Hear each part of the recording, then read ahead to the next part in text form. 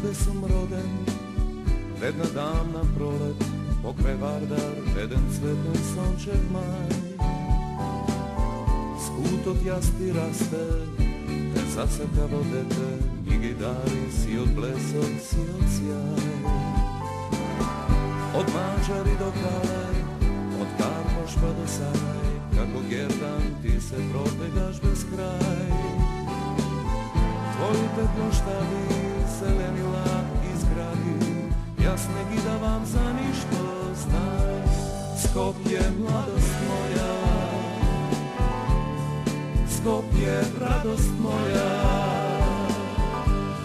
јас безкрајно те љубам со сите твои утра, закитени со роза. Скопје, песно моја, Скопје, судба моја. Понекогаш те губам, но каде и да одам, во срцето те носам.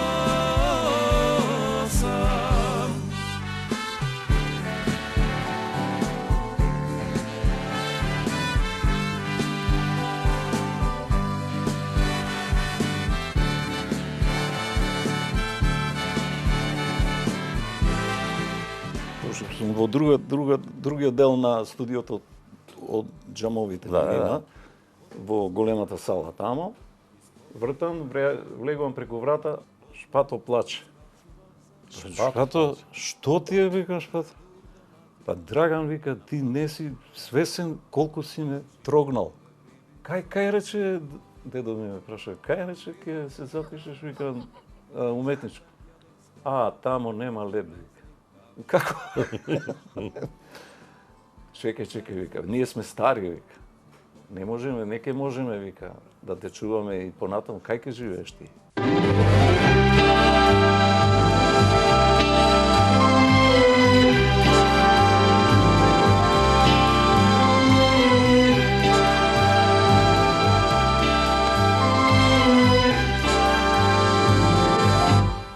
Ти не си ден, ти не си приказна, не си птица, не си пролет, не си цвет. Ти не си сон, не си поезија, не си зора, не си звезда, не си бран. Светот мој, незаборавен си пој, чуден пој, секој ден, што го слушам и пеам. Најубава музика, создадена за мене, единствен звон, што го љубам, што го знам. Почнавте унережи, отидовте утре? Да. Отидовме во 10 часот со бајлето, се сними песната, се направи тоа директно снимање, значи свират и пеам. Добро. Милка снимаше. Таа Милка и Фис ја зборуваше Милка. Миксот направен. Во недела во Сарај снимаме видео, телевизија прават спот на базенот во Сарај. Толку одма се прави? Одма. Понеделникот новинарите. Вечер, Нова Македонија, Екран, Што беа во тоа време, почнуваа тие списанија естрадни разни. Кој е овој, од каде е? Кој е? Дај го женаш, дај некоја нова песна, дај да се појави. Отидоа студијата. Толку? Мене ме барат. Дома како реагира? Мене ме барат. Дома како реагира? Немаш кој дома да реагира. Помислев на дедо, на Ништо. Мајка ми си работеше во електросопанство и си живееше сама, мислам, не бев кај неа на стан. Така да и тоа стана ваш живот. Вие не сте сте едно замислувале ставно- некогаш дека тоа ќе стане ваш живот? После јас ама 10 години од после, значи, ако е тоа 69-та, 70-та веќе, јас 70-та влегов во во Радио Скопје во прва програма. Да, па вие 71 Со Ѓоко веќе сте Георгиев. на Скопски фестивал, 71 втора веќе се Тош појавувате. влегов во радиото. И ме вработи Ѓоко. Како што? Како секретар на музичка редакција, значи забавна музика, прва програма. Браво. Технички секретар. Браво. Пак техника, ама нема врска со фабрика, така, него е во музички сектор. Со музика поврзан. Он го виде кај мене тој талент, тој капацитет, нова димензија. Но и друго нешто се случи. Тој момент 68-9 веќе стартуваше Скопски фестивал, им недостигаа наши интерпретатори, домашни. Па немавме. Македонски, па тројца, Зафир Аџиманов, Зоран Георгиев и Диме Поповски. Да. Беа, можеби, еве тука беа кој беше овој снимателот што беше Добро, Чикославе кога се појавува? Зоран Милосавлjević. Зоран Милосавлjević, качичко. Така, овој она. А Славе Димитров кога се појавува? Вие после Славе се беше во појавувате? Белград на музичка на академија музичка се академија. уште. Јас кога оде во Белград на настапи, на концерти, на проби, на 300 чуда, му оде во студентскиот град и шетавме малку. Ке го забавувам малку, ке го изнесам. Зашто ако нема другар, си седи во студентска соба, во тој студентски град. И Кире Кослов таму, и тој. Да. И така. После Славе го зеда исто појачување кај нас го донесо за продуцент. Значи, он беше на крај на студиите и Славе исто дојде. Се формираше Почна пополека веќе. Почна, да, го вриеш еден голем и почнавме фестивалот Скопски, го дигнавме на едно високо ниво. Па 71-а, значи тој е веќе кратко време од оваа аудиција што беше март месец 69-та. Колку има до нема ни 2 години. Нема ни 2 години. Јас ја пеам Дај ми молњи од Бранџолица. Тоа прозвучи фантастично. Тука беа Република 903 во позадина и регијски оркестар. Значи Денки, Зоки, Гаро на бубњеви. Одеднаш. Ај се. Од Леби подоцна идемо во Леби. После Леписол, да. Ама тој момент е он таму. Ги годините ги... И тој е таму, тој момент е таму, и тука е онаа легендарна виргла него, дај ми молњи, искиот влегува. Најдобриот момент во мелодијата и хармонија и се, ама пресврт кога ќе направиш со некој инструмент и он аплаузи цела публика. Кажете ми, која е песна која што ве експлодираше и ве од Скопје ве трасираше буквално на тој југословенски пазар? Вас и денес кога ќе кажете Драган Мијалковски, ја знаат кој е Драган Мијалковски. Да, се Видите, ја патувам. Од Вардар до Триглав ги патувам. Првата хит песна ми беше 72 година Одиси.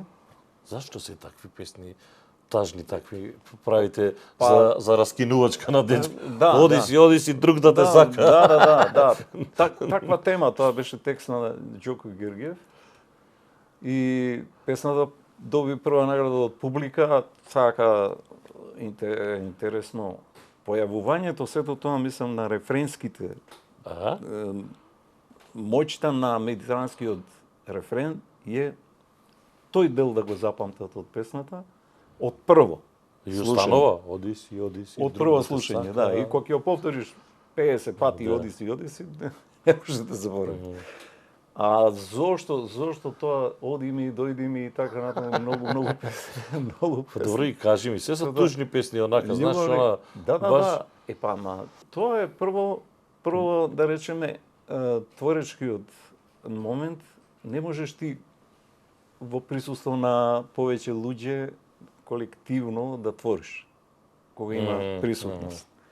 А ако се изолираш, зависи амбиентот каде си, зависи од инструментот, зависи од денот, зависи од пролет, лето, есен, зима, секој има различни треперења и во воздухот и во самата како да кажам земјино она треперење. кој се чувствува во светлите денови, кога е од рано из утрина до навечер сонце, ти цело време си радосен, весел. Тогаш се создаваат по зимно време обично се пишуваат тие тажните песни. Па да, депресија. Пикнат си негде и така. Сега не гледаш прозор, не гледаш ништо, не можеш да видиш, се е темно. Кажи нешто, драга, па макар и влага. Не. Во сивилото ти сега ја бараш светлината и ја саваш во текстот. Без разлика на се, тоа се баш... Тоа иде спонтано. Спонтано, да. Спонтано. А ретко постојат мајстори кои што всушност еве на дадена задача ќе ти даде некој уредник нешто. Ај напиши на таа тема текст, на пример. И да, тема. Да. Јас на тема имам една цела серија пишувано песни за занимање, за професии. Аха. Имаше лекари, возачи, пивари, во пиварство. Па добро, вие и како дете приказни раскажувавте, така да веројатно полесно. Да, веќе имав начин како да влезам во тема и секогаш таа тема оди по некој алгоритам, така наречен. Мора, како во сликарството, вика, прво мораш да направиш скица со молив, каде главата, каде рамената, каде телото, каде нозете, па после да ги влечеш другите потези. Јас заради тоа, на крај, и како председател на ова ликовна секција, и како најголем број мои слики беа изложувани во зборам 8 одделение. Наместо 5 добив 4 затоа што јас без таа скица работев. Некои завршни тамо и цртежи и ме забележа наставничката и вика: не можам 5 да ти дадам, не ме слушаш. Не го учиш она што е важно. Талент си голем, вика, ама мрза уште поголема. Зошто скица да не ја направиш? Па јас молчам, па добро, јас знам главата, каде е, знам раците, каде. Не е битно да знаеш. Треба пропорцијата да ја запазиш. И тоа останало во подсвеста и стои во музејата. Било каде, ај зграда направи, ако не направиш претходно на скица. Еден премер, еден поглед на околината. Во кој стил ќе ја направиш зградата и куќата? Све зависи и од теренот. Сега, почнувате по тие каравани југословенски, одевте? Да. Со кој? Да, само не бев на песма Лета, тоа беше најголемата атракција. Јас прво бев 70-та година на Млади певају пролечу. Сите млади интерпретатори тој момент од секоја република беа на двомесечна турнеја по низ Југославија. И тоа беше прво калење, а придржен ансамбл, односно оркестар, беа Проарте. Проарте кои во тоа време не беа популарни, не беа познати, немаа ни еден хит, ништо. Ѓорџе Новковиќ, само што имаше завршено музичка академија во Сараево, тој ги водеше. Тој беше клавиатура, а Шпато ми напишал нека две мои мелодии, уште не знам колку други. Бега и Марија и Прости ми. Тоа беа мој текст, моја музика, а он ми ги напиша на жмари.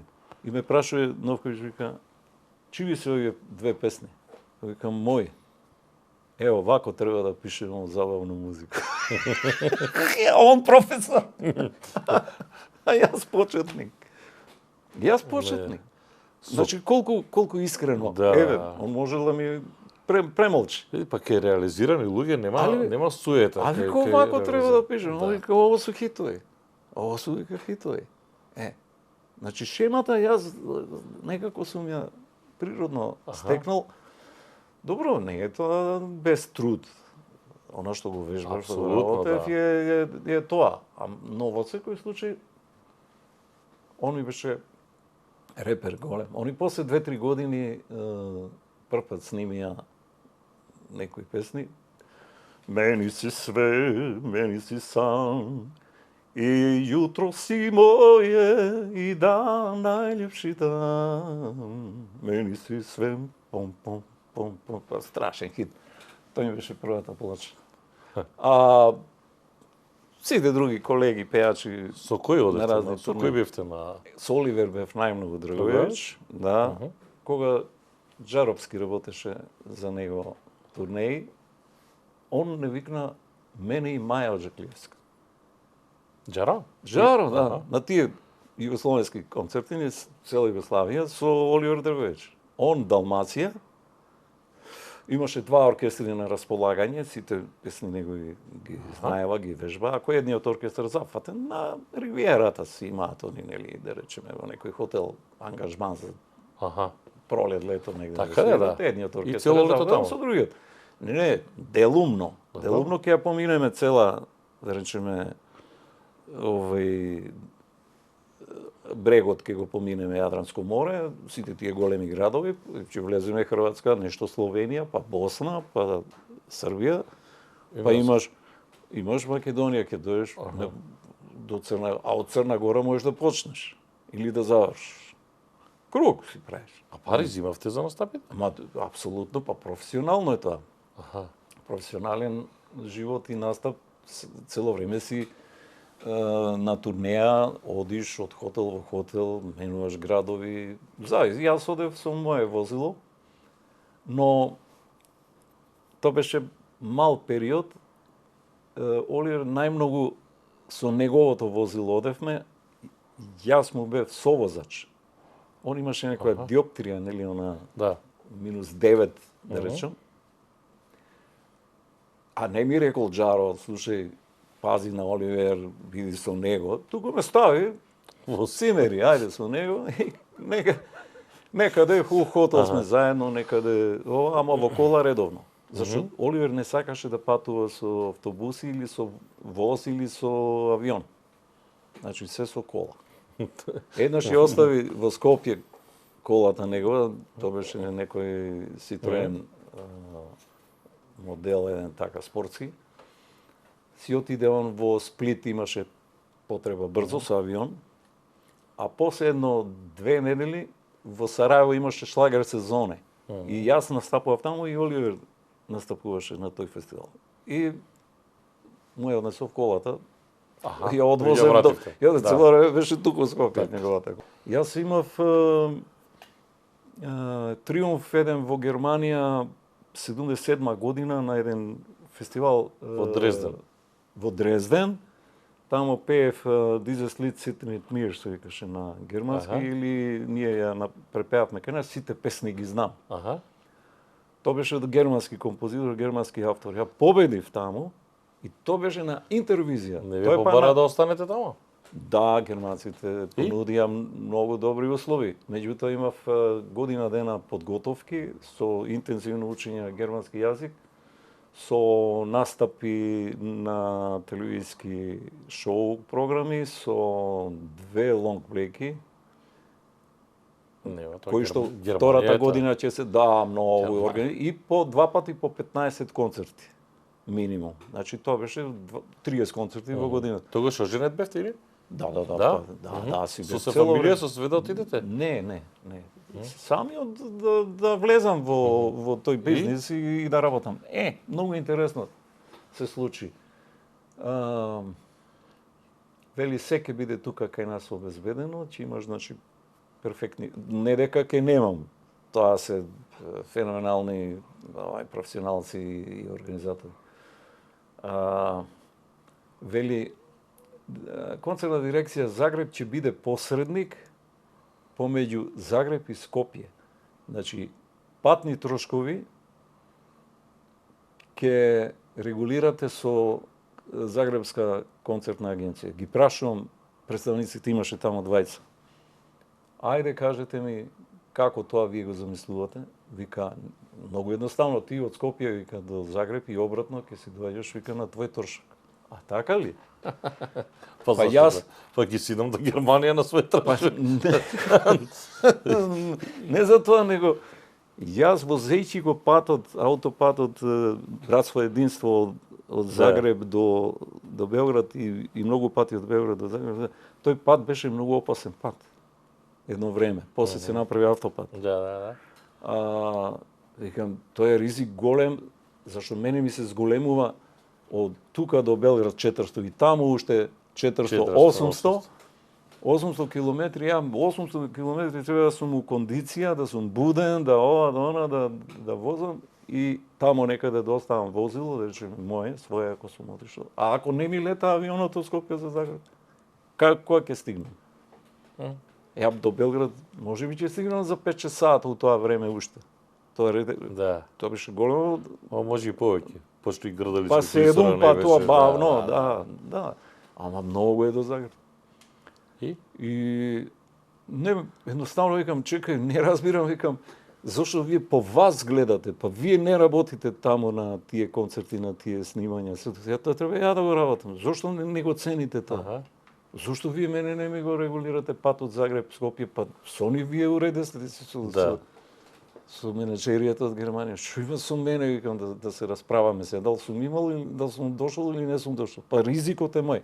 Тогаш договорите кои ги потпишувавме за настап, за снимање, за било што, имаа клаузула. Оној што не дошол на настапот, а пропаднал таа вечер чувството на публиката, оштетена, не дошол овој, оној, ова име, ти целата финансиска оператива таа вечер ако кошта 20-30 илјади марки треба да ја платиш.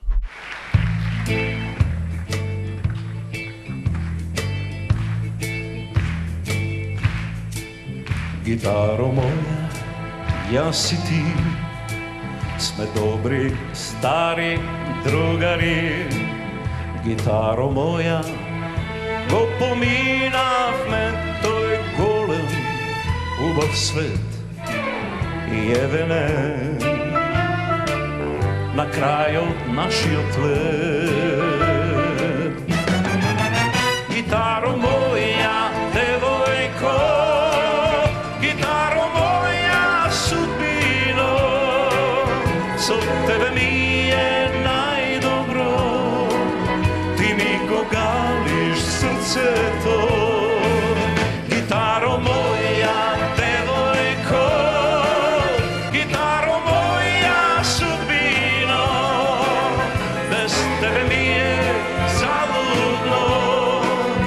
си го трошам времето. Колку се заработуваше тогаш од музика? Тоа се пак се за тоа време е југословенски. Вака, ќе речем да ако работам 100 марки на концерт, а имам 100 концерти во годината, тоа е 10.000 марки. А ако е 10.000 марки, јас средно платите во Југославија тоа време беа 7.000 марки, јас имам, значи, плата и пол. Аха. Нето. Да. Нето е тоа.